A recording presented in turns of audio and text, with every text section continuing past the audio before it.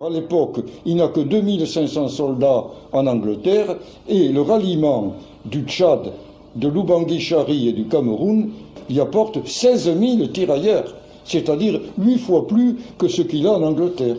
Nous allons débarquer en 1944, exactement le 16 août 1944.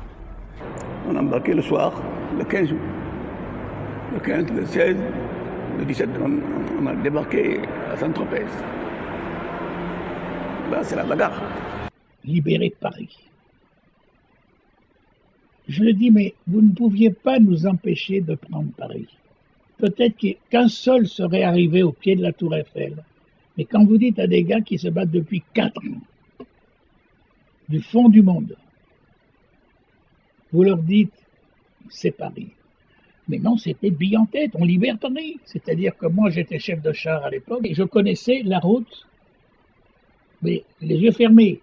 J'étais à la tourelle avec mon micro et je disais à mes camarades de char, la route va tourner, la route va monter.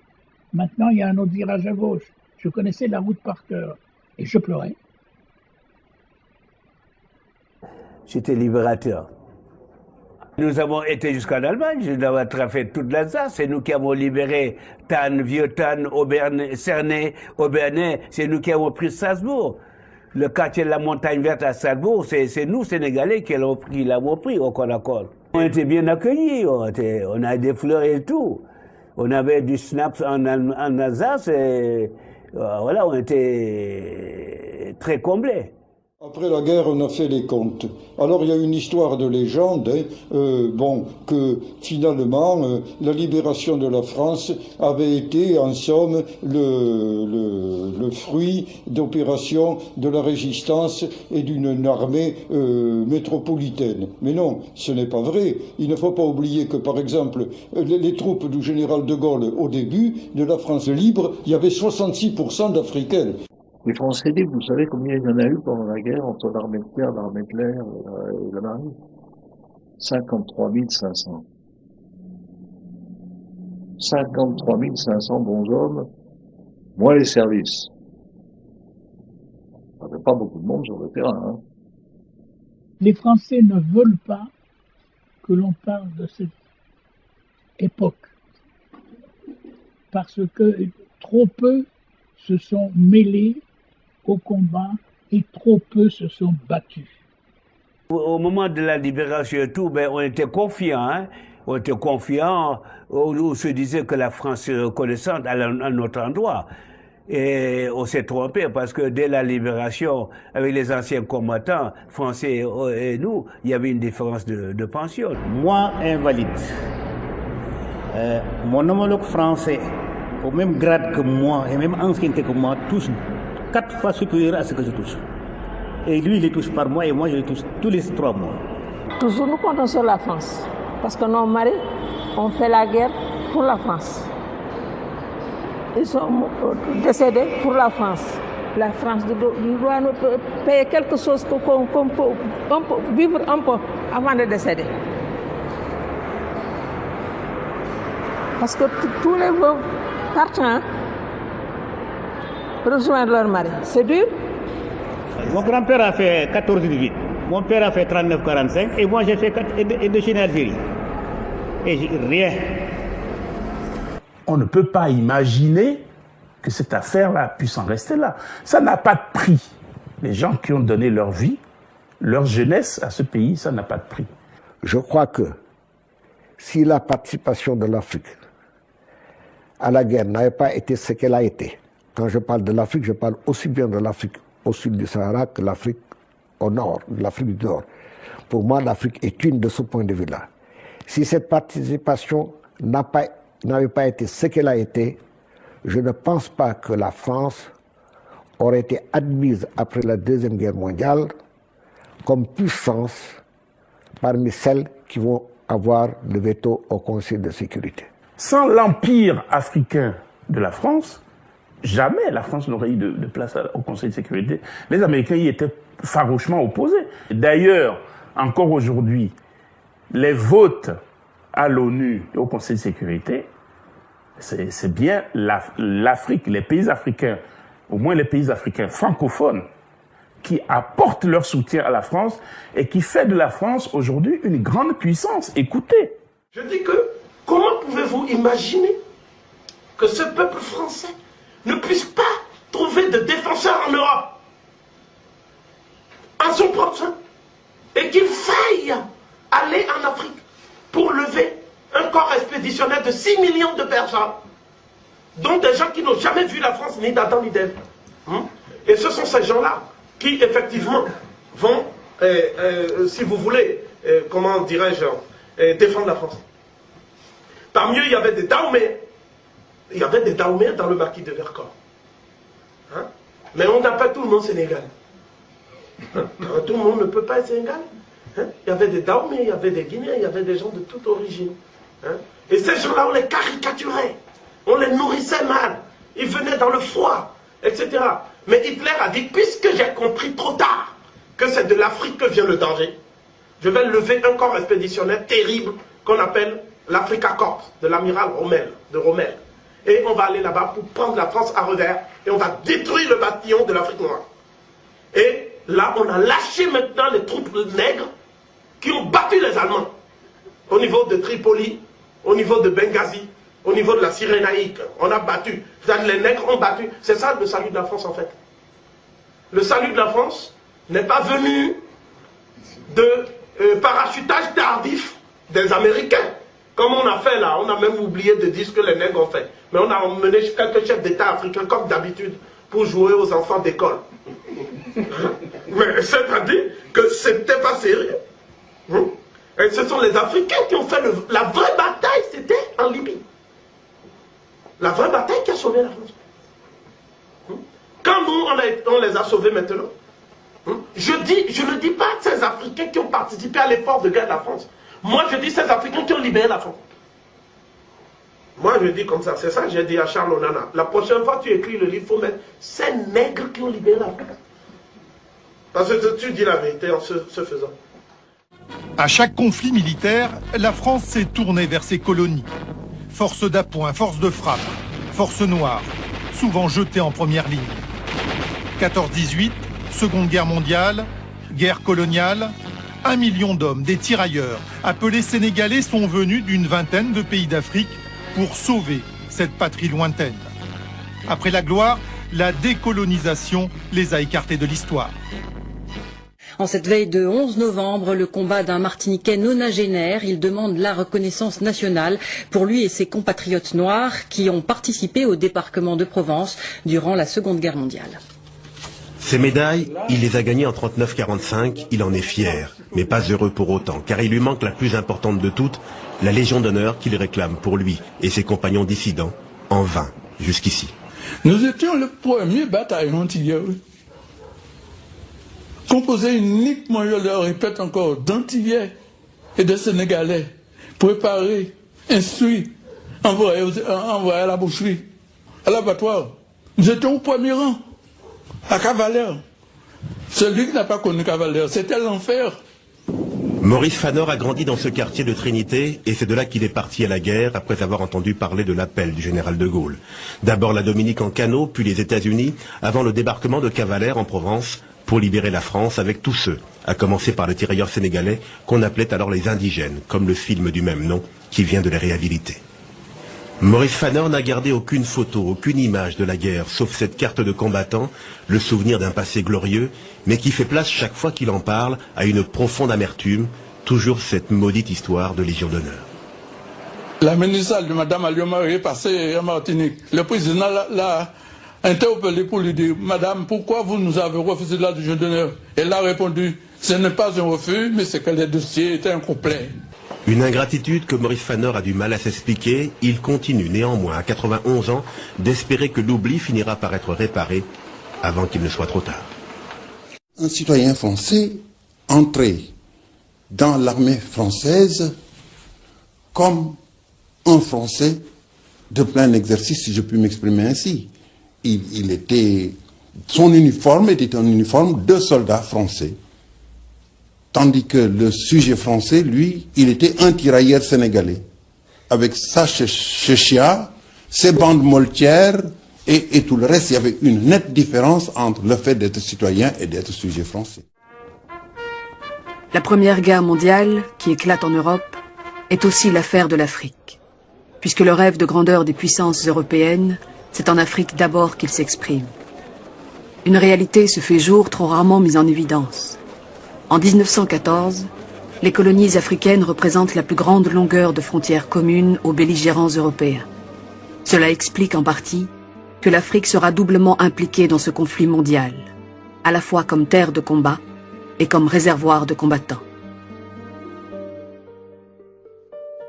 En France, très préoccupé par la crise démographique de son pays, le colonel Mangin avait publié en 1910 un ouvrage à succès, La Force Noire. Les troupes noires, y écrivait-il, ont les qualités que réclame la guerre moderne: rusticité, endurance, instinct du combat, absence de nervosité. Leur arrivée sur le champ de bataille produira sur l'adversaire un effet considérable. Et même si le gouvernement ne retient pas l'essentiel des propositions de Mangin, la France va tout de même se distinguer. Alors que les troupes coloniales des autres puissances belligérantes restent confinées sur le continent, la France mobilise les siennes sur le front européen. Au départ, c'était volontaire. Ceux qui avaient la volonté de continuer le combat du côté français levaient le doigt et on les prenait d'office.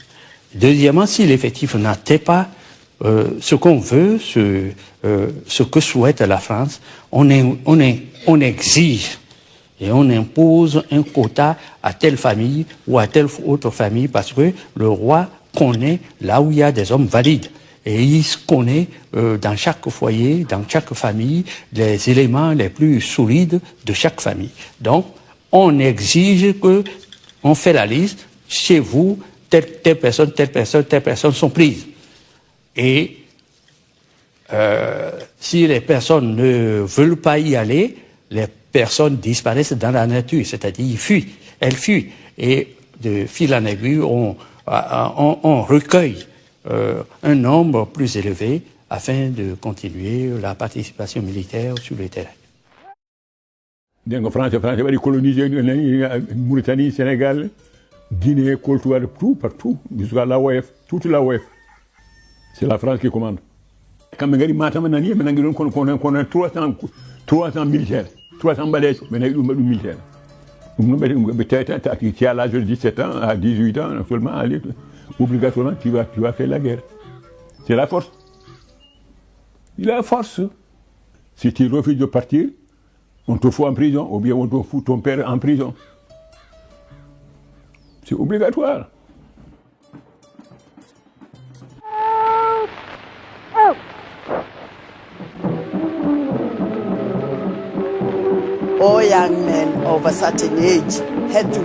Tous les jeunes hommes devaient aller à la guerre. Mon oncle fut recruté et ma grand-mère, qui ne voulait pas qu'il parte, décida de le cacher.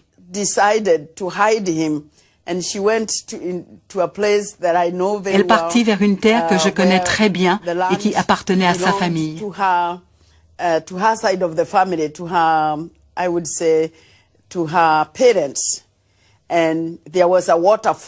Il y avait là une cascade et beaucoup de végétation. Elle y cacha mon oncle pour que personne ne le trouve.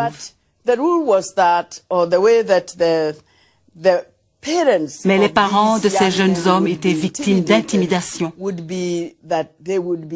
leur disait: nous savons que vous avez un fils et vous devez nous le remettre, sinon nous confisquerons votre bétail. Il faut savoir que le bétail constituait une bonne part de la richesse des gens et surtout des hommes. C'était comme leur compte en banque.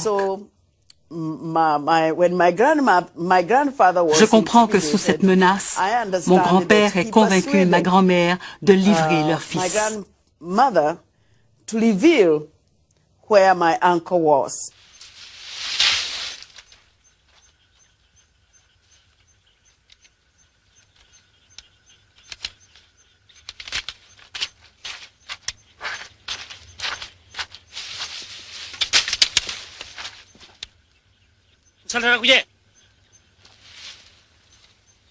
Hole, hate buka kulubaku. Holin. Dikati body ho. Ngele sigo. Ihas mante panoket barabani la bunjida palam panjokel. Buku la bakuna hana kola. Atu balak lawo bode barak koko kono jotum kon ku jetu mon. Atu bolal. Kon ku jetu mon. Atu bolal.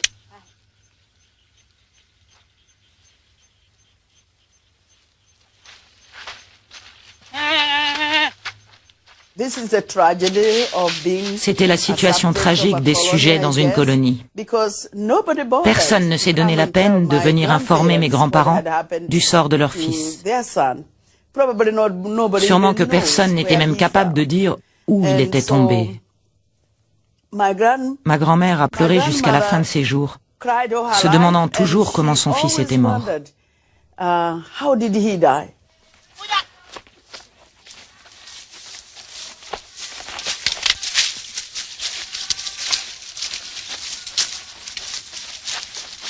Une fois que la personne meurt, la personne est enterrée dans son terroir près des siens. Ceux qui sont décédés avant là, on est enterré. Sinon, il y a des pratiques pour appeler l'âme de la personne là où elle est décédée, afin de procéder aux cérémonies nécessaires pour ramener la personne près des siens ici. Et pour ramener, c'est beaucoup plus difficile que pour enterrer sur place.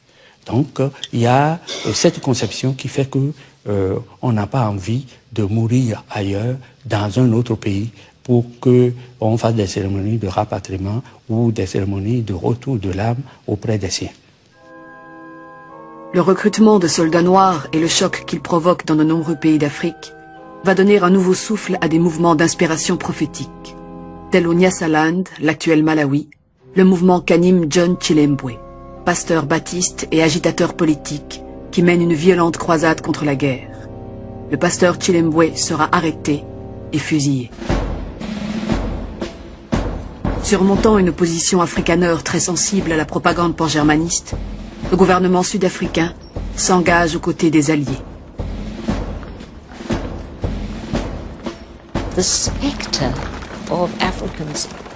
La vision de Noirs armés était un cauchemar pour les Sud-Africains blancs, profondément marqué par le précédent de la guerre des bourgs. À cette époque, de nombreux Africains armés pour la guerre s'étaient servis de leurs armes pour reprendre leurs terres. Et ils y étaient parvenus dans certains endroits. Après la guerre des bourgs, les Britanniques se sont empressés de désarmer les Noirs pour éviter que ce cauchemar ne se reproduise. Les Blancs étaient unanimes. Il ne faut pas donner d'armes aux Africains. Et ils furent recrutés comme porteurs ou responsables de transport durant la Première Guerre mondiale.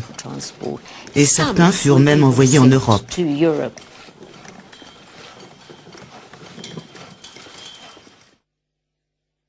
Sur le terrain des combats en Afrique, il faut mobiliser le moins de troupes possible, jugées plus utiles sur le front européen.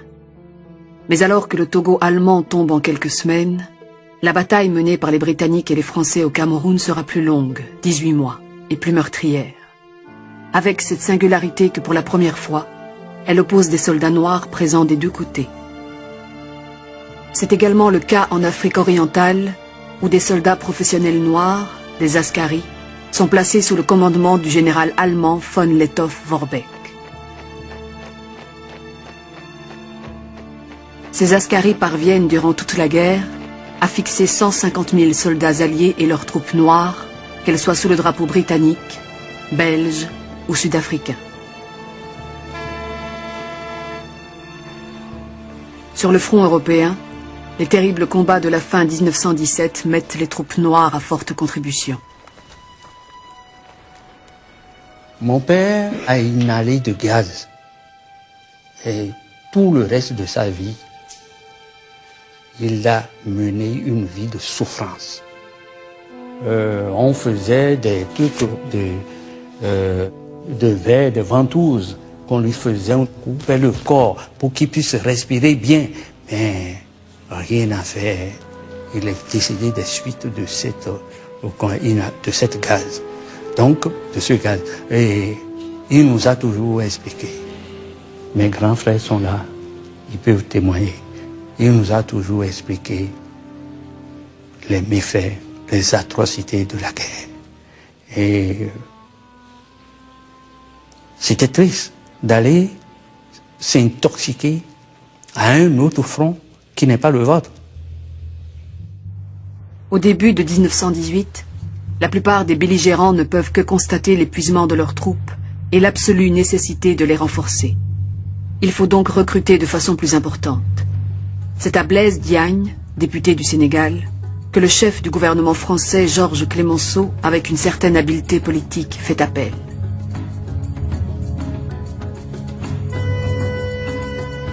Nommé haut commissaire de la République, Diagne effectue donc une tournée de sergents recruteurs dans les colonies. Il y multiplie les promesses susceptibles d'améliorer le sort de ses frères à l'issue du conflit.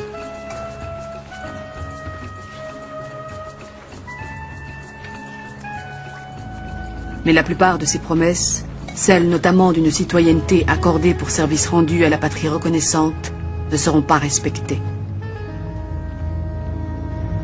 Jusqu'à aujourd'hui, la France n'a pas honoré ses promesses. Si on voulait tirer une conclusion, on peut dire que bon, les Français ne sont pas reconnaissants. Puisqu'ils ont promis, on les a suivis, et après, ils n'ont plus honoré leurs promesses. C'est ce qu'on peut dire. Et on croise les bras pour attendre d'autres choses. Mais nous disons, enfants, vous aurez encore un autre problème et vous avez besoin de nous encore. On arrive, on vous attend. Le pasteur John Chilembwe avait mis en garde ses compatriotes contre cette guerre entre Blancs dont les Noirs ne pourraient sortir que perdants. Et de son côté, le gouverneur général allemand du Togo, von Thüring, dans les mois précédant le conflit, avait multiplié les télégrammes à Berlin pour déconseiller à son gouvernement d'offrir aux Africains le spectacle de déchirement entre les Blancs. Le traité de Versailles va donner raison à l'un et à l'autre. L'Afrique ne gagne rien pour sa participation à la victoire et demeure sous tutelle européenne. La France et la Grande-Bretagne se partagent le Togo et le Cameroun, tandis que la Belgique et la Grande-Bretagne reçoivent les dépouilles de l'empire est-africain de l'Allemagne. L'Afrique du Sud se voyant attribuer pour sa part le sud-ouest africain.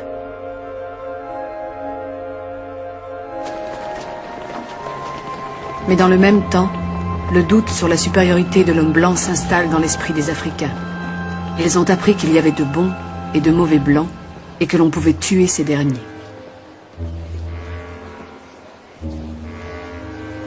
Le piédestal de l'homme blanc vacille.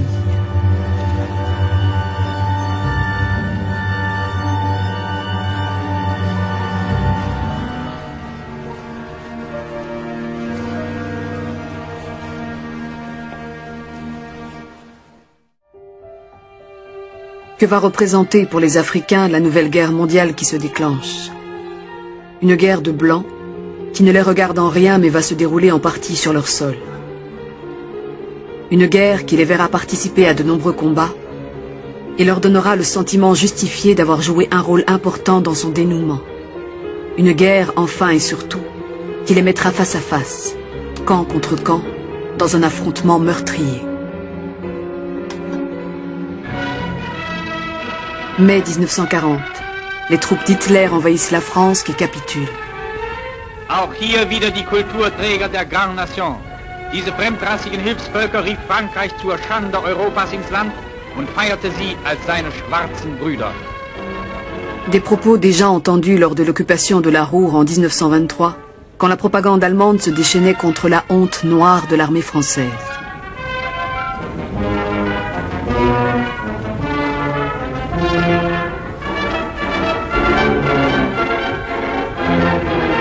La défaite de la France. Comment va-t-on réagir à ce séisme dans ces colonies d'Afrique? Comment va-t-on accueillir la politique de collaboration du maréchal Pétain?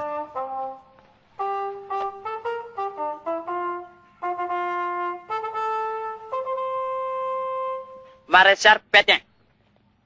Maréchal Pétain. Connais pas Maréchal Pétain? Non, connais pas. Grand chef, commande Afrique tout. Commande tout. Maréchal Pétain. Commande papa, moi, maman. Oui, Maréchal Pétain, commande lieutenant, adjudant, Caporal, tout. Bon, commande papa, moi, maman, moi, commande moi. Curriculum.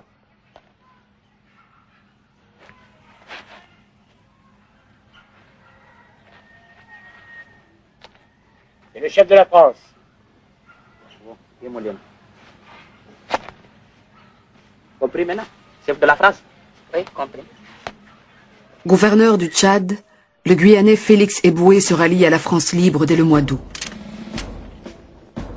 Ce geste décisif va faire basculer dans les semaines qui suivent la totalité des pays de l'Afrique équatoriale et le Cameroun. Nommé gouverneur général de l'AEF par De Gaulle, Félix Eboué est le premier noir, et qui plus est descendant d'esclaves, à accéder au poste le plus élevé de l'administration coloniale. Jamais les colonies françaises n'avaient eu à jouer un rôle de cette importance. Elles sont, écrit le général de Gaulle, le creuset de la France libre et le point de départ d'une reconquête française de l'Europe. Mais dans l'immédiat, leurs soldats, engagés volontaires ou recrutés de force, se retrouvent opposés des deux côtés de la fracture française.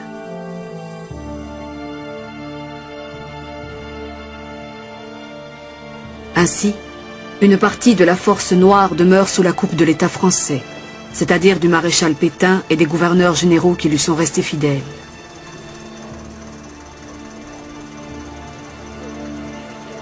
Ces hommes seront amenés à combattre leurs frères ralliés à De Gaulle, notamment ceux qui débarquent au Liban en 1941 et se lancent avec le soutien des Britanniques à la reconquête de Damas.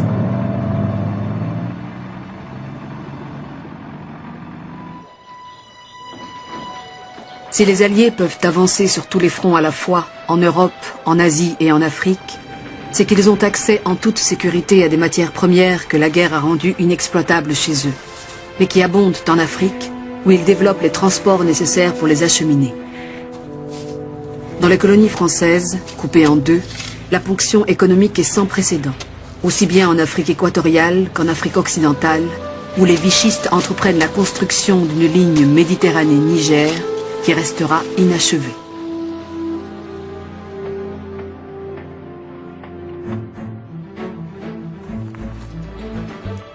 La bataille en Afrique orientale illustre l'intensité de l'affrontement entre troupes noires.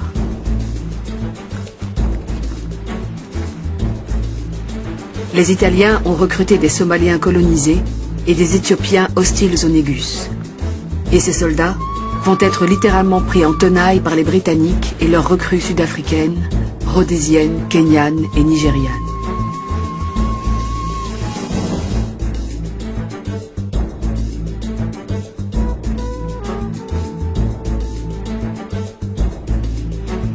I remember in King's College, Lagos, there were activities there among the... Je me souviens qu'au King's College de Lagos, il y avait des étudiants engagés qui remettaient en question la domination coloniale en Afrique de l'Ouest. Colonial imposition on the West African colonies. And Ils furent arrêtés not only were they arrested, et certains furent même envoyés à la guerre. C'était une forme de punition. Cela a affecté les relations entre les leaders nationalistes et le pouvoir colonial.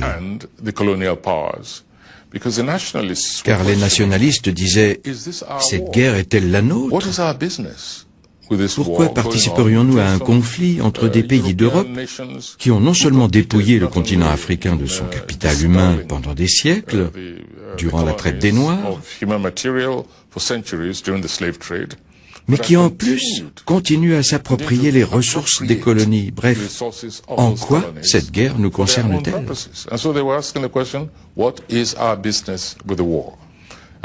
D'un autre côté, il y avait aussi les leaders qui voyaient ou qui croyaient voir un enjeu plus important, la nécessité de vaincre le nazisme.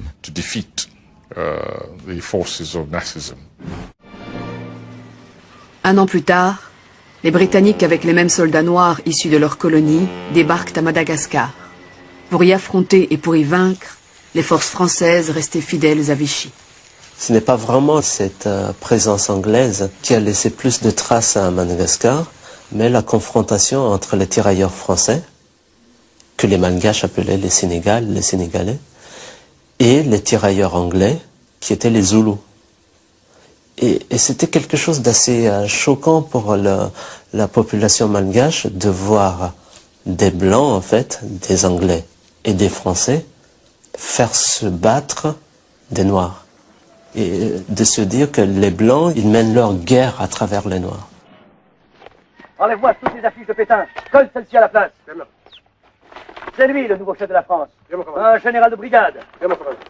1942. L'Afrique occidentale française entre dans la guerre après son ralliement à la France libre. Un ralliement d'importance pour les troupes coloniales. Ils mettent un terme à leurs affrontements des deux côtés de la fracture française. Sergent. Oui. C'est quoi ça? C'est lui, De Gaulle. Le général de brigade. 2 étoiles. C'est le nouveau chef de la France. Lui, 2 étoiles? Oui. Maréchal, combien d'étoiles? 7 étoiles. Et lui commande la France maintenant? Oui.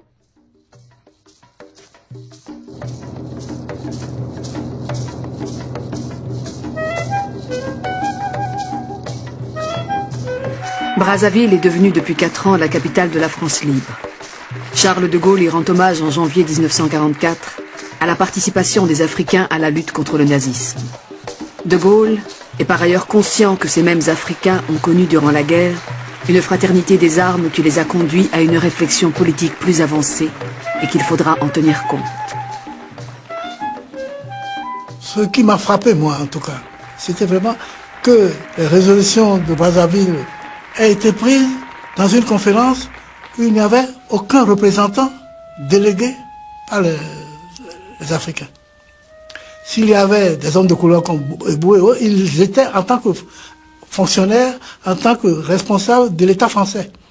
Il n'y avait aucun représentant d'un groupe social ou d'un groupe intellectuel ou des Africains. C'était une conférence pour les Africains, sans les Africains. Porté par le serment que leur avait fait à Koufra en Libye le colonel Leclerc, le serment d'aller avec elle jusqu'à Strasbourg, les troupes françaises noires débarquent en Italie. Puis en Normandie avec la 2e division blindée, et enfin en Provence avec les Alliés.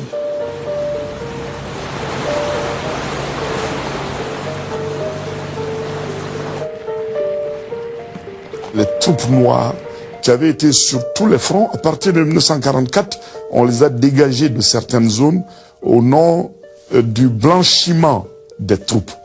Parce qu'on ne souhaitait pas que les troupes noires puissent jouer de grands rôles dans des actes de libération de la France. On voulait bien indiquer que c'est les Français qui ont libéré la France, mais sans les troupes noires. Cela a été vécu comme une espèce de frustration. Donc, certains sont retournés vraiment l'amertume au cœur.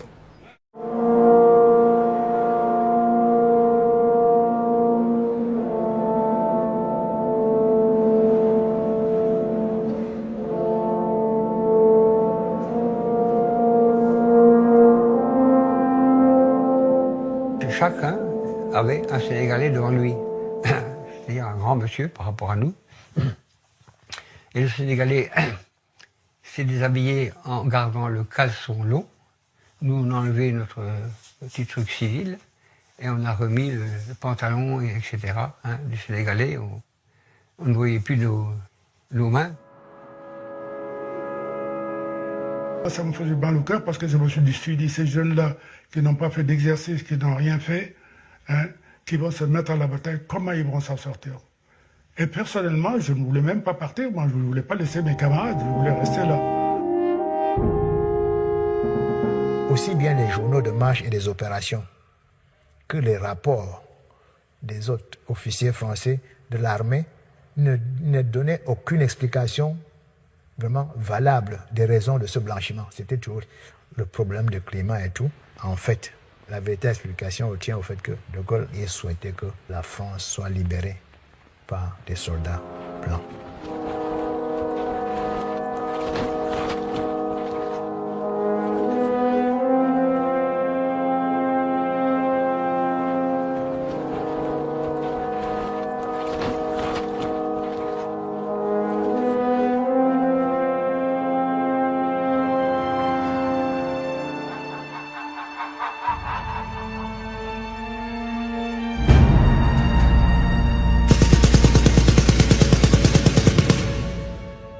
tout juste demandé leur indemnité pour pouvoir rentrer chez eux.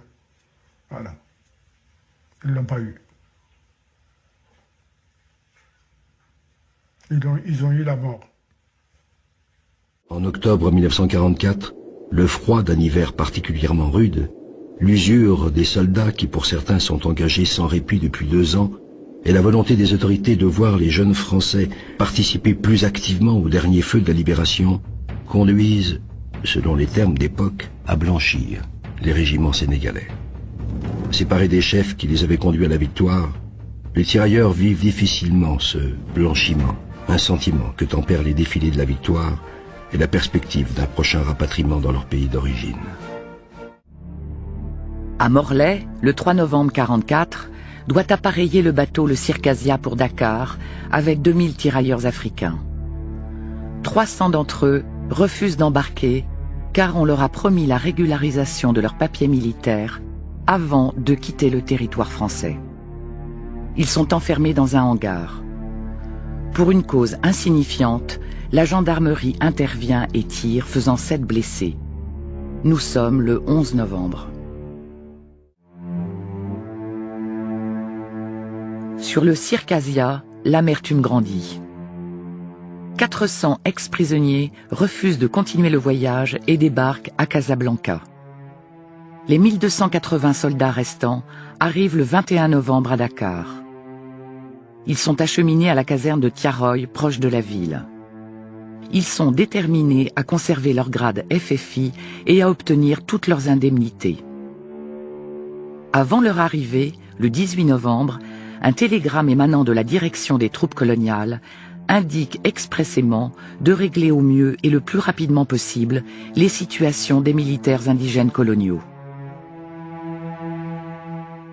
Quand ils sont arrivés à Dakar, il n'y avait absolument rien de prêt pour les accueillir, puisqu'un télégramme qui, en somme, organisait les démarches à effectuer, a été perdu, n'est jamais arrivé. A été perdu quand même bizarrement, étrangement. On l'a jamais retrouvé. En France, il y a certains qui avaient fait des promesses, peut-être sous l'effet d'une certaine présence américaine, parce que dans l'armée américaine, il y avait beaucoup de Noirs, et c'est sous la pression même des Noirs qu'on a accepté de leur donner des tenues américaines à la place des guenilles qu'ils portaient depuis 1940 au moment de leur capture par l'armée allemande.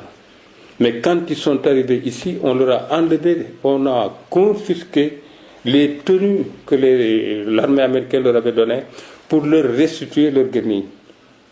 Et à ce moment-là, ces soldats avaient l'impression de redevenir de simples sujets, sans droit.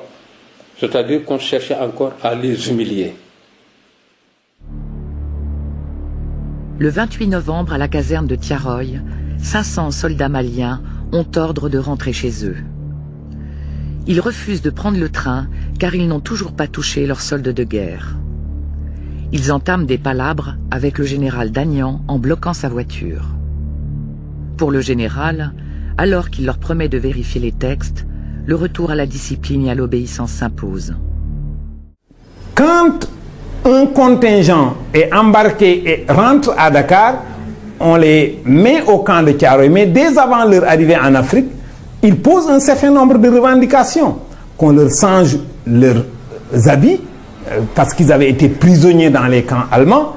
Et en Allemagne, pour le travail qu'ils y faisaient comme prisonniers de guerre, ils avaient été rémunérés et ils avaient de l'argent allemand. Ils demandaient à ce qu'on leur change l'argent, le numéraire allemand en francs des colonies françaises. Également, ils revendiquaient qu'on leur paye leur solde pour avoir participé à la guerre. Et les soldats qui se trouvent au camp de Tiaroy, on leur promet d'abord en Europe que toutes leurs revendications seront satisfaites quand ils seront en Afrique. Arrivés en Afrique et rassemblés à Tiaroy dans la banlieue de Dakar, ils posent les mêmes revendications. On leur dit quand vous serez dans vos différents territoires, le problème sera réglé. Ils savent qu'on les mène en bateau et qu'il n'est pas question de quitter le camp de Tiaroy sans la satisfaction de leurs revendications.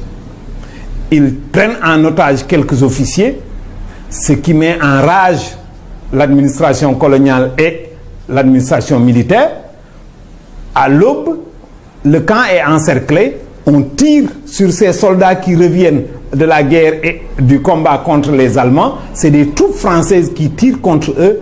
Officiellement, on déclare qu'il y a eu 35 morts et 35 blessés. Thiaroye, c'est vraiment un axe, disons, un nœud du conflit mémoriel entre la France et ses colonies.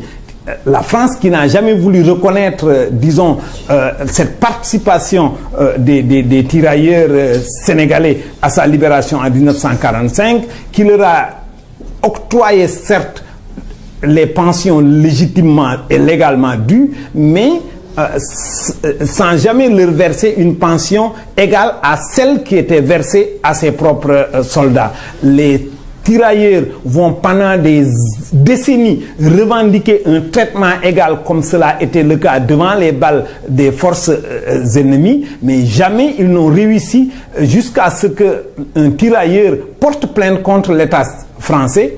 Et c'est le jour où il remporte la victoire que la France décide à le décorer, qu'il fait un pied de nez certainement à la France.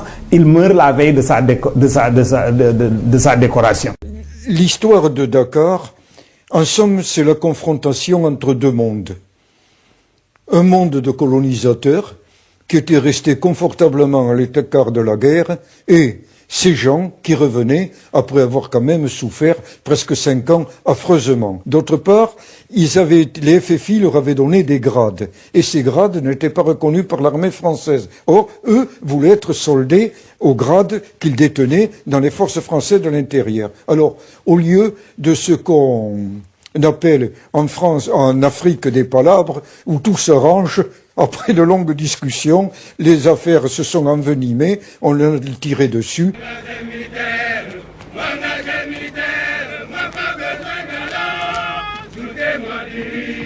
Un drame s'est déroulé à Thiaroye en novembre-décembre 1944 parce que des promesses avaient été faites aux anciens combattants.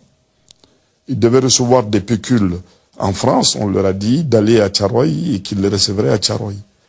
À Thiaroye, ça a été du dilatoire. On négociait, le montant à donner. Vous ne méritez pas ça.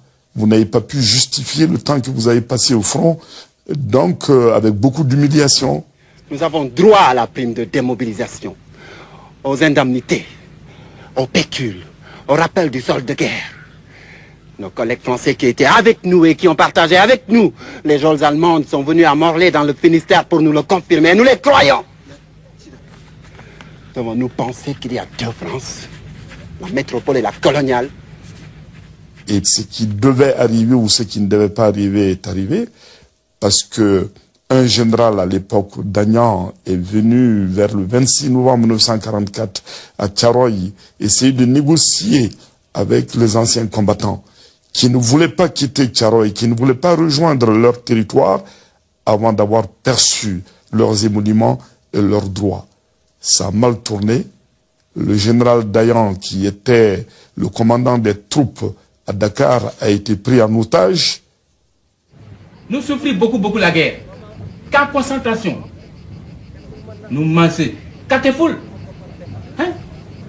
Est-ce que tu comprends mon français? Tu ne comprends pas. Nous vivons beaucoup de catastrophes nous suivent. Alors, tu comprends mon français? La guerre. Hein? Nous vivons beaucoup de cadavres. Ici, tous hommes, toi homme, moi homme, lui homme. Alors, tu comprends rien?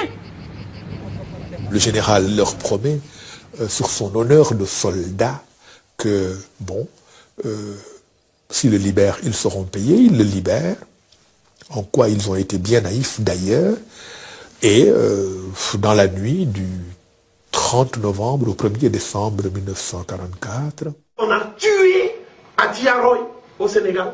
On en a massacré un peu partout, juste pour ne pas donner la pension. Il y a des gens qui, jusqu'à 102 ans, n'ont jamais touché leur pension avant leur mort.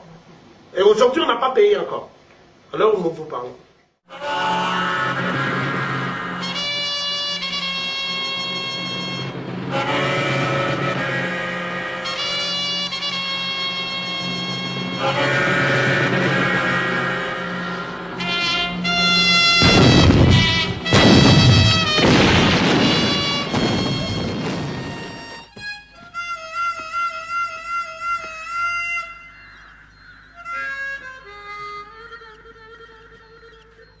Thiaroye devient un lieu symbolique de la contestation anticoloniale. La poésie s'en empare. Il y a un poème très beau de Senghor, ô tirailleur noir, couché dans la glace et dans le sang. Est-il vrai que la France n'est plus la France? Est-il vrai que l'ennemi lui a dérobé son visage, etc.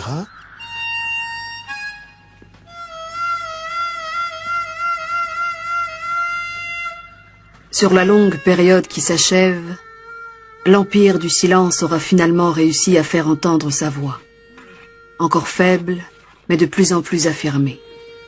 Il lui aura fallu pour cela surmonter de multiples traumatismes. Pourquoi on nous a oubliés? Et pourquoi il faut nous oublier? C'est ça que j'ai à dire. On nous a oubliés. Beaucoup. Voilà. Officiellement, on a dénombré 35 morts, 35 blessés graves, une centaine de blessés. Il y a eu 34 arrêtés qui ont été par la suite jugés et condamnés entre 1 an et 10 ans de prison. Ça a été une situation catastrophique, mais compréhensible, on peut l'expliquer. Puisque ces soldats revenus de la guerre, qui ont une nouvelle conscience, qui risquent de se diffuser dans la population et qui revendiquent, constituent pour l'autorité coloniale qui cherche à maintenir le statu quo un danger potentiel. Dans la même logique que celle qui a conduit au massacre de Thiaroye, les pensions des anciens militaires africains ont été cristallisées à leur niveau de 1959 par les autorités françaises. Les autorités françaises ont décidé à tort du fait que les pays sont entrés à l'indépendance, que les Français soldats à l'époque ont perdu la nationalité française, qu'il fallait bloquer parce qu'ils n'avaient plus le droit. Or, il y a un code des pensions en 1951 établi par les Français qui n'avait pas exigé la nationalité française pour avoir droit et accès à la pension.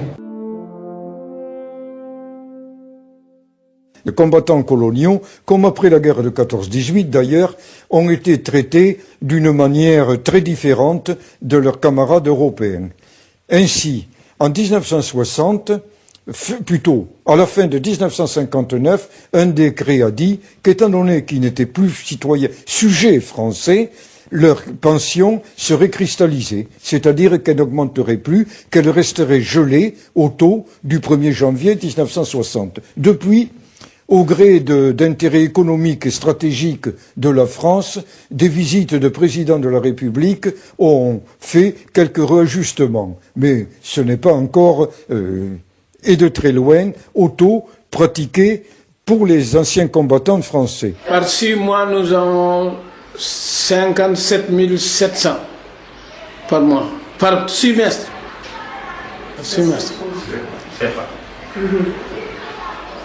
Ils ont cristallisé nos pensions.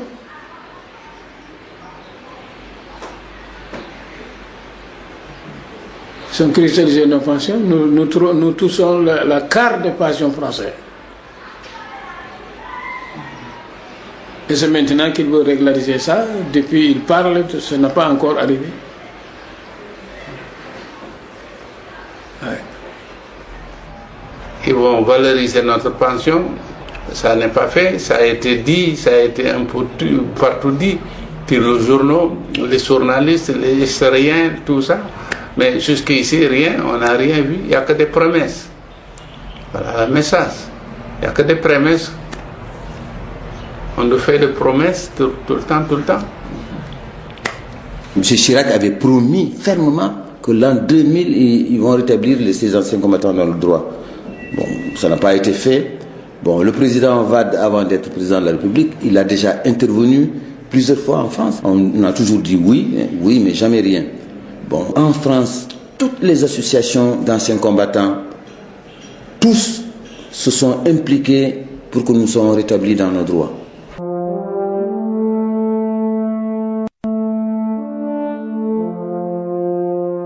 En 1945, les troupes africaines encore cantonnées en France et en attente d'embarquement apprennent la tragédie de Thiaroye. Furieux, les soldats coloniaux font acte d'indiscipline. On disait que les Sénégalais les Mauritaniens, les Maliens, les Burkina Faso, eux, ils ne peuvent pas rentrer parce qu'il y a des maladies au Sénégal. Et ce n'était pas vrai, c'était faux, c'était à cause de Thiaroye. Alors, à ce moment, on a donné l'ordre, on ne s'alliait pas les Français. On était passé contre les Français à ce moment. Ce qu'ils ont fait à Thiaroye et ce qu'ils ont fait les militaires, les prisonniers. On dit qu'on ne s'allie personne. Alors, il y avait un Ivoirien qui était à Sarfayel, alors qui a rencontré les patrouilles français. Il n'a pas s'allié. Le lieutenant lui a appelé, lui a demandé pourquoi il n'a pas s'allié. Il dit qu'on ne s'allie pas les Français maintenant. Il a tiré sur lui, il a tué les soldats. Après 4 ans de captivité, dans les camps de travaux forcés, en novembre 1944, plus d'1 millier de tirailleurs sénégalais embarquent de Morlaix pour le camp de transit de Thiaroye au Sénégal. Avant leur départ, l'armée française doit leur verser 1/4 de leur solde de captivité. On leur promet le reste une fois sur place. Pendant leur voyage, les règles de paiement changent. Les tirailleurs se sentent floués et refusent de quitter le camp. La tension monte à Thiaroye. On a débarqué à un port, Morlaix.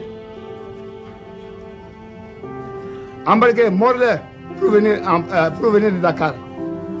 Arrivé à Dakar, on nous amène directement à Thiaroye. C'est là-bas que les Français ils ont tiré sur nous. Le 1er décembre 1944, vers 9h30 du matin, les tirs ont en effet éclaté. L'armée française a encerclé le camp, rassemblé les soldats dans la cour. Bilan officiel, 35 morts, 35 blessés, 34 seront condamnés pour refus d'obéissance, outrage et rébellion. Ils écoperont de 1 à 10 ans de prison. Donc les officiels, ils ont considéré en rébellion, avec désobéissance. Et il était clair qu'il fallait qu'ils montrent à la face de tout du monde qu'il fallait qu'ils rentrent dans le rang. Et la version officielle dit que ce sont les mutins qui ont tiré les premiers et que c'est donc une riposte armée. Armel Mabon a rouvert toutes les archives, de Paris à Dakar, pour tenter de comprendre ce qui s'était réellement passé ce jour-là.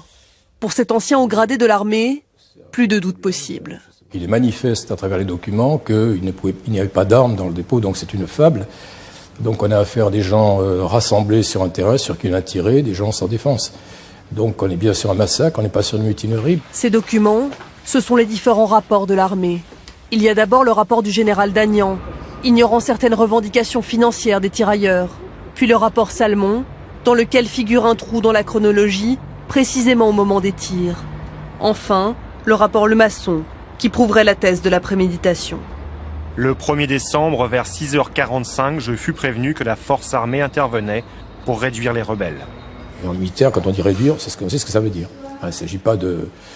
Il s'agit de réduire, donc de mettre hors du système. Donc, dès ce moment-là, pour moi, il y a préméditation. Si à 6h45, un officier dit qu'il devait donc laisser la place aux automitrailleuses, c'est pas parce qu'il y a eu des tirs de mutin à 9h ou à 8h45, c'est pas parce qu'ils ont senti une pression, ça avait été donc décidé avant.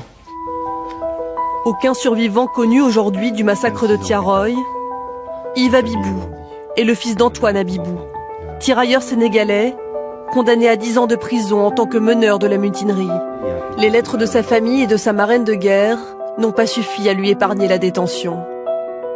Je viens par cette lettre solliciter votre bienveillante attention. Je ne suis qu'une modeste ouvrière et je ne sais si je vais pouvoir me faire comprendre. J'ai connu à Rennes un Sénégalais du nom d'Antoine Abibou. Le 1er décembre 1944, il a été arrêté à Dakar et jeté en prison à Thiès, où il est toujours. Aussi, monsieur le gouverneur, je viens vous demander humblement, en récompense de son courage et de son dévouement à la France qu'il aime tant, ne serait-il pas de votre pouvoir de lui accorder son recours en grâce? S'il vous faut des signatures, je peux vous en envoyer autant que vous en voudrez pour témoigner en sa faveur. J'ai été mis en présence de documents du procès. On le traîne vraiment dans la boue. alors que les éléments qu'on connaît aujourd'hui montrent que tout ce qu'il disait était vrai, quoi.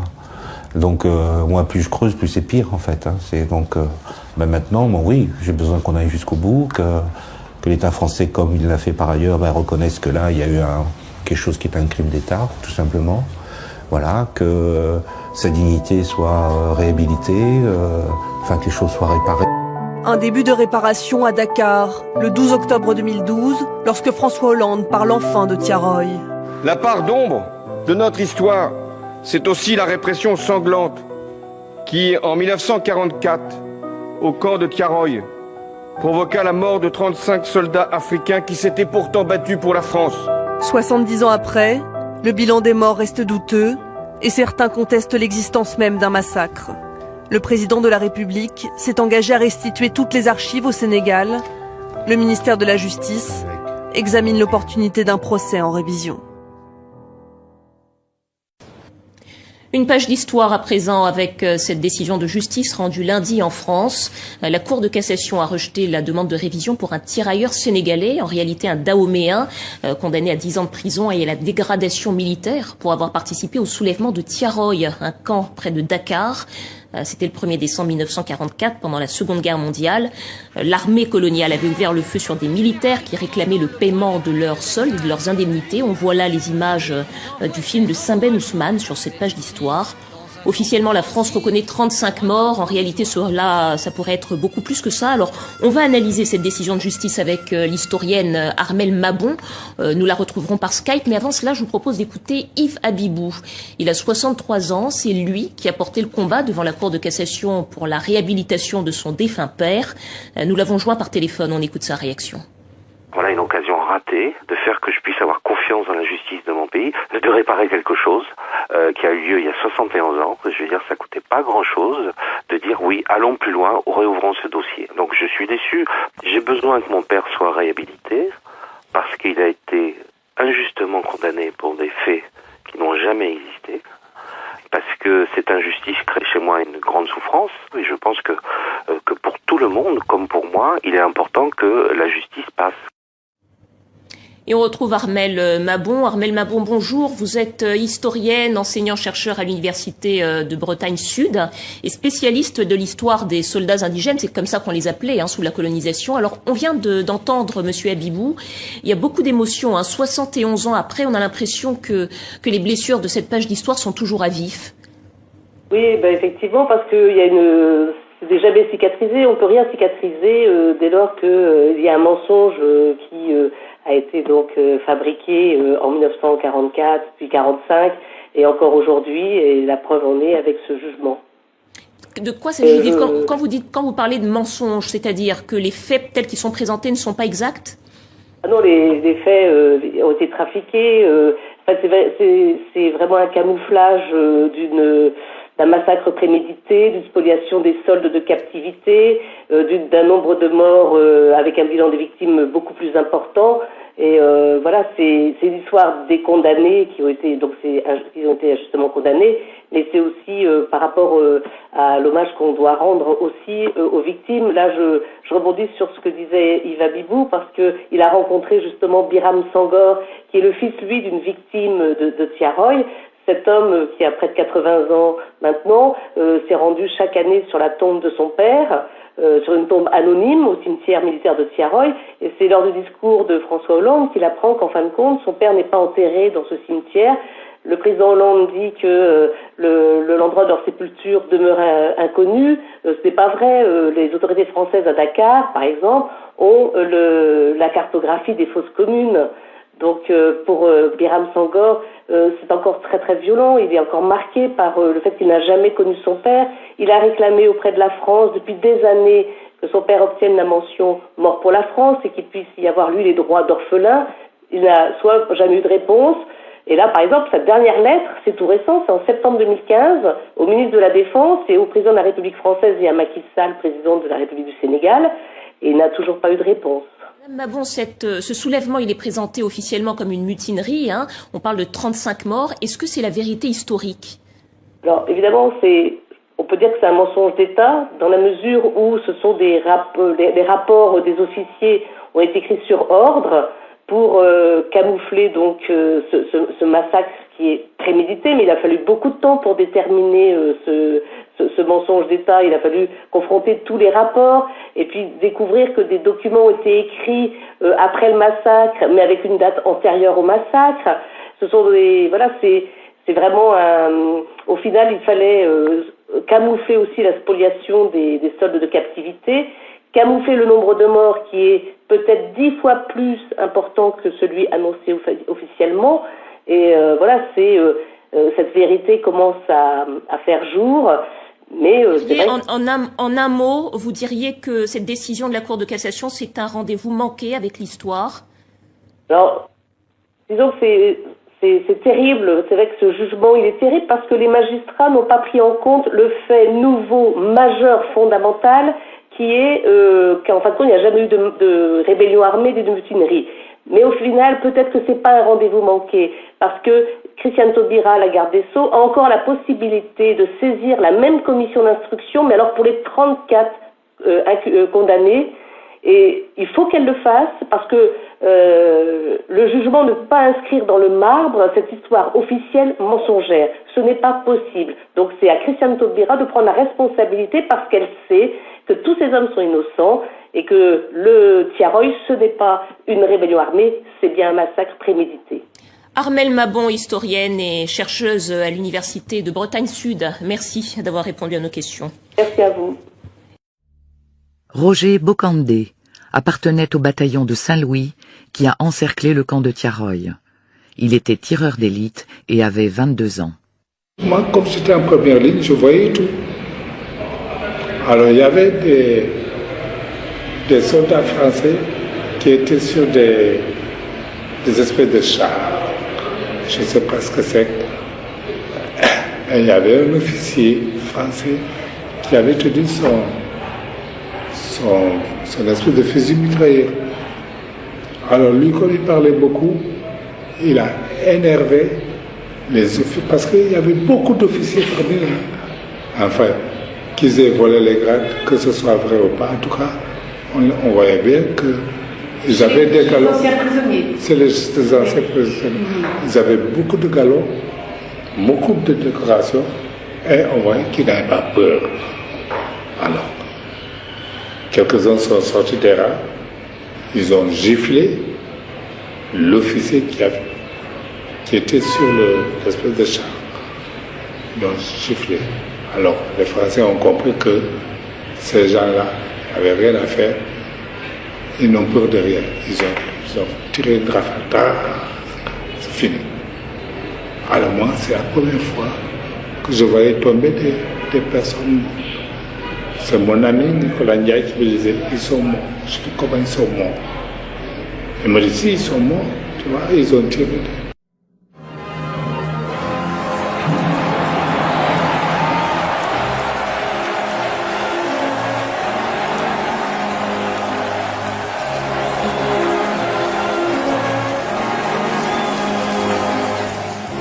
President Truman announced the official surrender. This is a solemn but glorious hour. I wish that Franklin D. Roosevelt had lived to see this day. General Eisenhower informs me that the forces of Germany have surrendered to the United Nations. The flags of freedom fly all over Europe.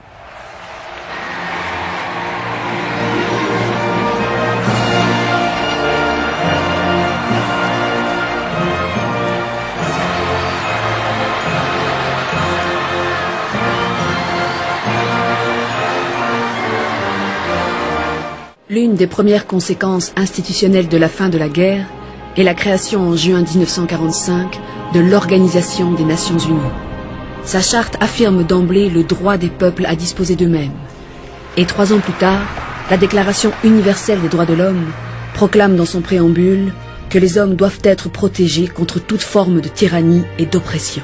Monsieur le Président, l'Assemblée générale des Nations Unies est sur le point de clore sa session en statuant sur le projet de déclaration que la Commission a voulu faire appeler Déclaration universelle des droits de l'homme.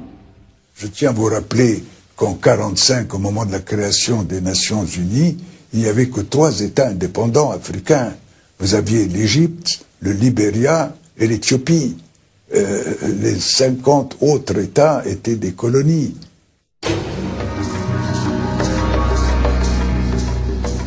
Au lendemain de la guerre, la carte politique de l'Afrique est inchangée, ou presque, bien calée dans ses frontières artificielles. Mais ce qui a changé dans cette Afrique apparemment immuable, c'est la mentalité des Africains.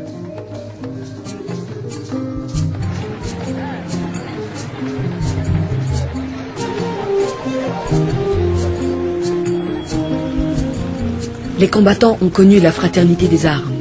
Ils ont rencontré d'autres Africains et d'autres soldats noirs américains, messagers d'un mythe émancipateur.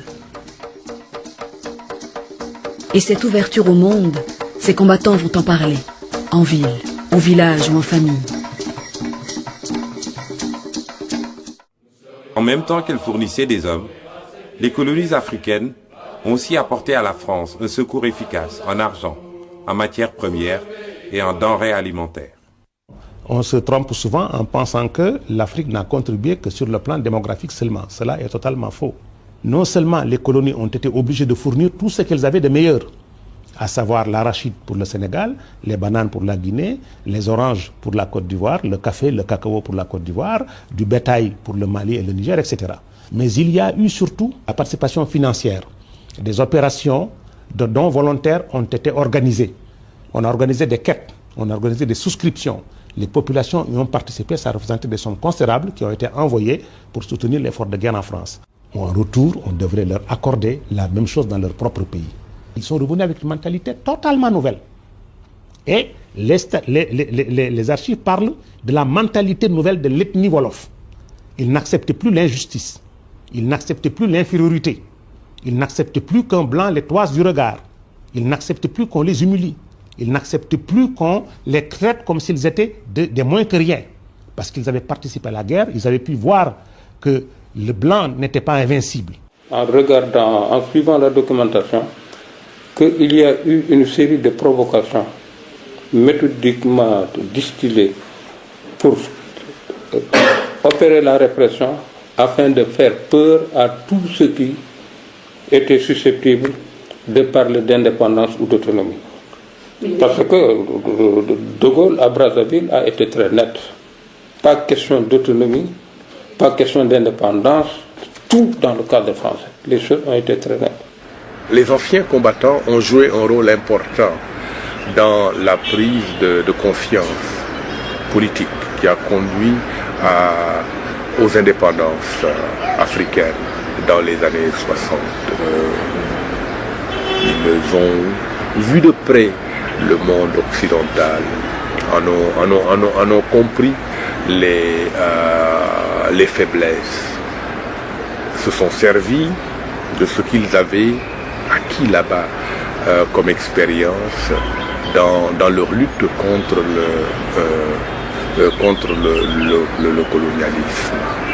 Et ce n'est pas étonnant qu'il y ait eu une dissidence panafricaine dans l'armée française. Parce que tout de même, Thiaroye, ce n'était pas simplement les tirailleurs sénégalais. C'était ceux qu'on appelait à l'époque les Voltaïques, aujourd'hui les Burkinabés, les Dahoméens, aujourd'hui les Béninois, les Soudanais, aujourd'hui les Maliens, etc. Les Sénégalais, évidemment, ce sont tous ces gens-là qui se sont concertés et qui ont dit on ne peut pas aller plus loin, notre dignité d'homme est en cause, et la dignité de l'homme en général.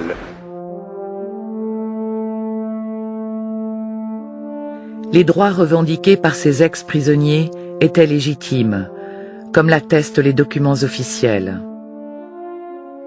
Ces hommes ne devraient-ils pas obtenir réparation ?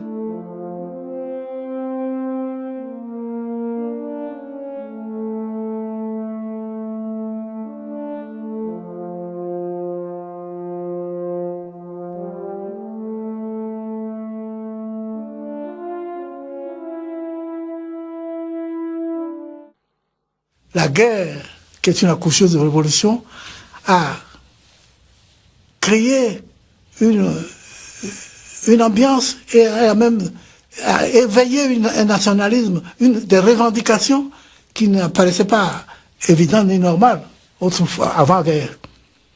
Qu'il y a eu aussi Brazzaville, malgré ses restrictions, qu'il y a eu les condamnations. Il y a eu des gens de mon pays qui ont été condamnés à mort et fusillés pour gaullisme.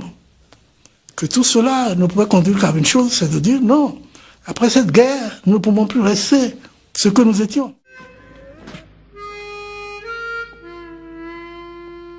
Au crépuscule de l'homme blanc qui se précise, va répondre l'ouragan africain.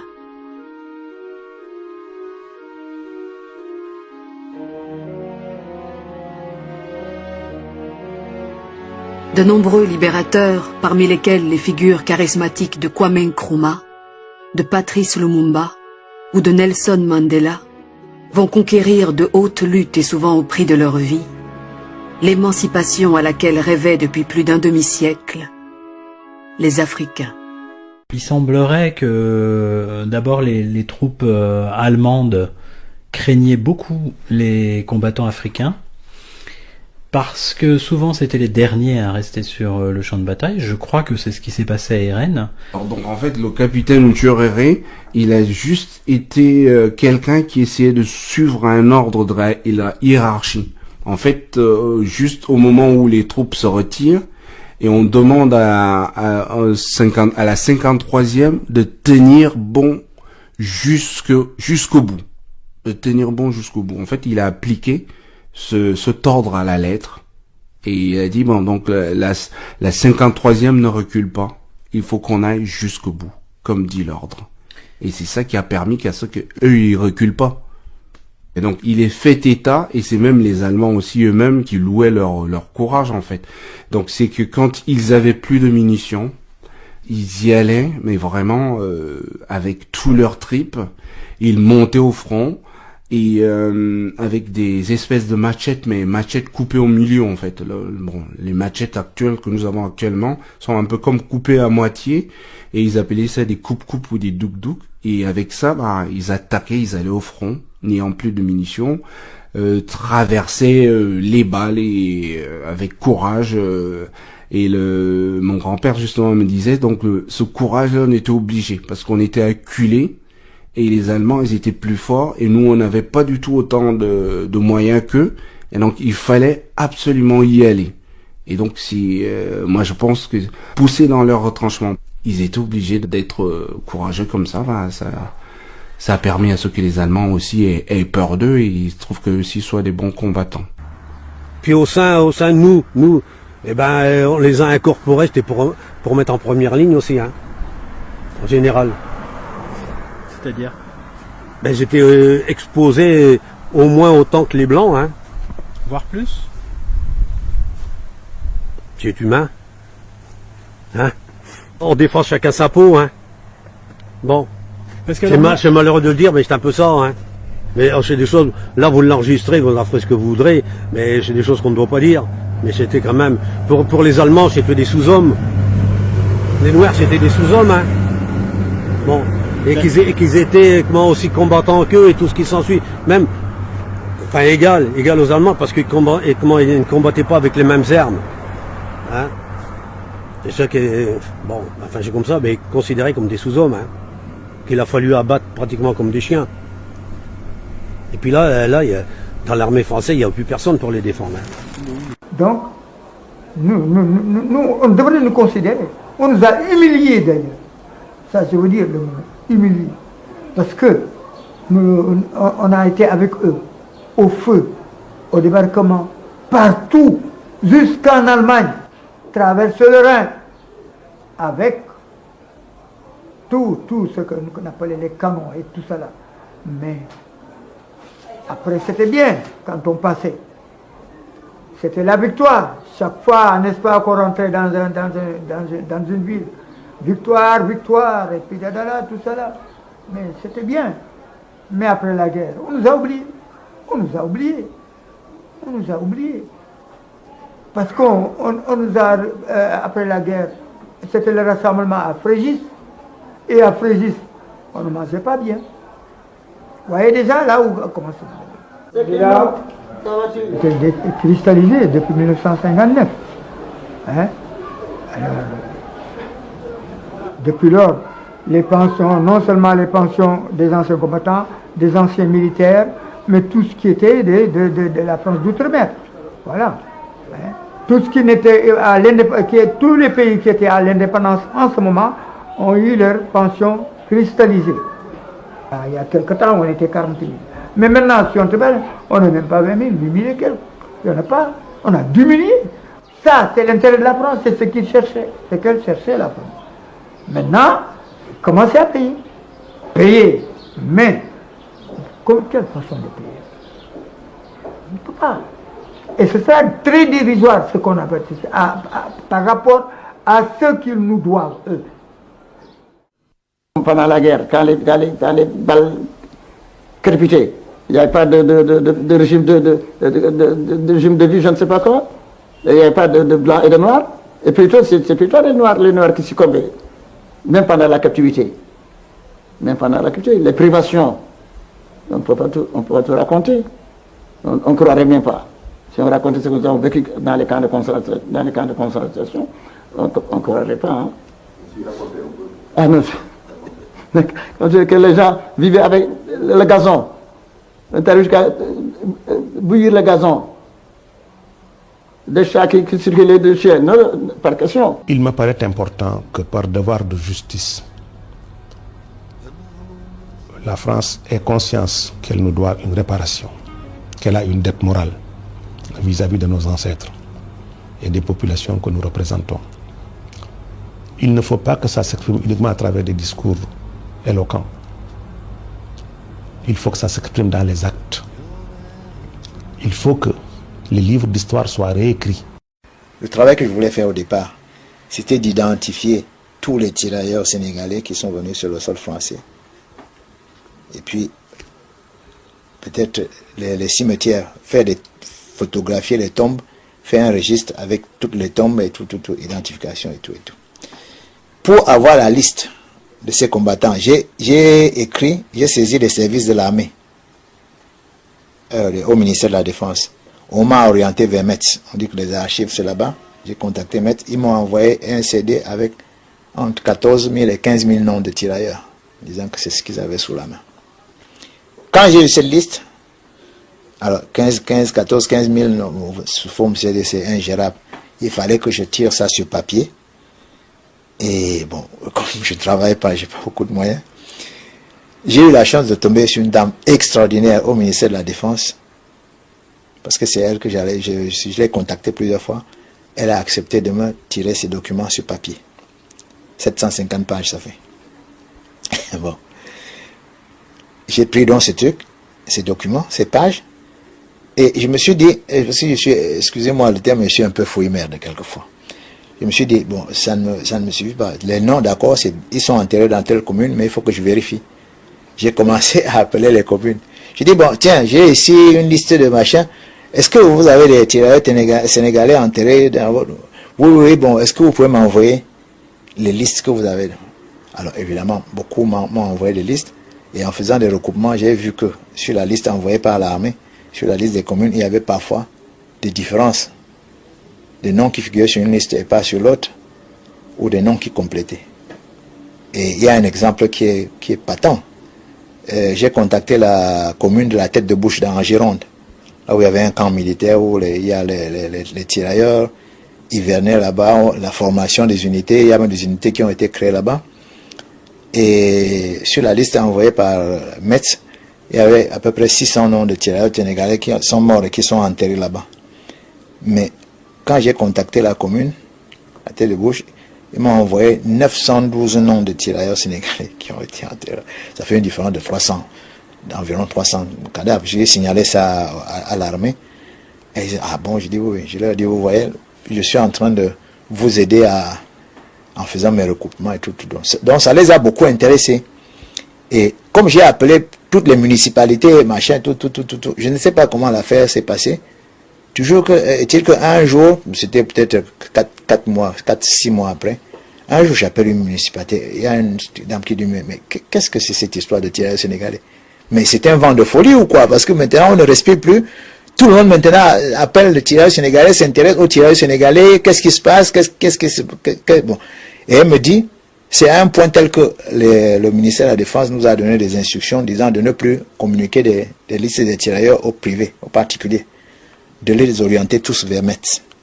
Le tirailleur, hein, beaucoup de gens pensent que c'est un terme péjoratif, que ça veut dire quelqu'un qui ne sait pas combattre, qui tire en fuyant, etc. Ce n'est pas ça. Le colonel Maurice Rive, qui a écrit un excellent livre, qui est lui-même ancien d'une unité de tirailleurs sénégalais, a expliqué que les tirailleurs, ça a toujours existé, même dans l'armée de Napoléon. Ça existait dans l'armée russe, etc. Ce sont des soldats qui sont en avant et qui tirent en avançant pour faire reculer l'adversaire, pour faire reculer l'ennemi. Donc, c'est pour ça que les combattants africains qui étaient aux avant-postes, parce qu'ils étaient toujours devant, c'est eux qui étaient vraiment, qui allaient au choc. Selon vous, c'est important? Vous avez le sentiment qu'on ne l'a pas suffisamment rappelé, ce moment historique-là, 1857, 1945, notamment ces combattants africains? Vous pensez qu'aujourd'hui, ma question va être encore plus précise, de rappeler l'histoire, c'est important? Oui, absolument. Pour qui alors? Le titre n'est pas innocent. Je vous le dis tout de suite, le titre n'est pas innocent. Vous voyez bien, au secours de la France. On vient au secours de quelqu'un qui est en difficulté et qui a besoin de vous. J'ai voulu mettre la France un peu devant ses responsabilités parce que la France n'a jamais voulu assumer totalement son passé colonial. J'ai fait un pèlerinage. Alors d'abord, j'ai commencé par les services historiques de l'armée de terre, de la marine et de l'aviation à Vincennes. Après, j'ai été aux archives d'outre-mer à Aix-en-Provence. J'ai denté la Bibliothèque nationale pour lire tous les journaux de cette époque. Et puis aussi l'Académie de la France d'outre-mer rue La Pérouse à Paris. Et puis alors après, je me suis souvent déplacé au Vietnam pour voir quelques archives, et puis il y en était 2 ou 3 fois au Sénégal, j'ai pu parler avec des historiens sénégalais. Et c'est des recherches, enfin votre travail d'historien amateur a duré combien de temps? Vous continuez maintenant à travailler dessus? Maintenant, je suis dans ma 29e année. J'ai le bac plus 29. Alors je vais vous dire que je suis quand même armé intellectuellement. Et concernant les tirailleurs malgaches, vous dites qu'on connaît mal leur histoire. Oui, on connaît mal leur histoire. Par exemple, au cours de la bataille de Reims en 1918, auparavant au chemin de Dames en 1917, en 40 sur la Meuse, à Birakem en tant qu'artilleur, ils ont écrit des pages de gloire et on n'a pas restitué ça. Et puis quelque chose que beaucoup de métropolitains de Français ne savent pas, c'est que comme leurs camarades sénégalais et vietnamiens, ils ont participé à la résistance. Par exemple, il y a eu un maquis à Rieum, dans la Haute-Garonne, qui était composé de malgaches. Comme il ne faut pas oublier qu'il y a eu une cinquantaine de tirailleurs sénégalais qui se sont battus au Vercors au mois de juin 1944. Alors tout ça, quand même, peut-être, il ne faudrait pas que ça tombe dans l'oubli, étant donné que bientôt nous n'allons plus exister. Mais je pense aussi qu'il faudrait relater cette affaire, cette histoire, dans les banlieues françaises actuellement. Parce qu'il y a des jeunes de la 2e ou la 3e génération de l'immigration qui ne savent plus ce qu'ils sont, ni français ou sénégalais, ni algériens. Alors que nous sommes battus avec leurs grands-pères et leurs arrière-grands-pères ont fait la guerre 14 et ils peuvent en être fiers parce que c'est la France. C'est la France, c'était l'armée française. Et puis il y a quelque chose ici en France, depuis un certain moment, des années maintenant. Avant, le 14 juillet, les anciens combattants étaient invités. Le 11 novembre, à la fin de la guerre, les anciens combattants étaient invités. Tout événement de guerre qui se faisait en France, les anciens combattants étaient invités. Il y avait une délégation qui venait pour assister. Mais maintenant, on voit des délégations étrangères qui viennent de l'autre côté, qui sont invitées, mais pas l'Afrique. Pas l'Afrique. Tout ça, c'est un manque de reconnaissance à ceux qui ont versé leur sang pour la liberté de la France. C'est un manque de reconnaissance.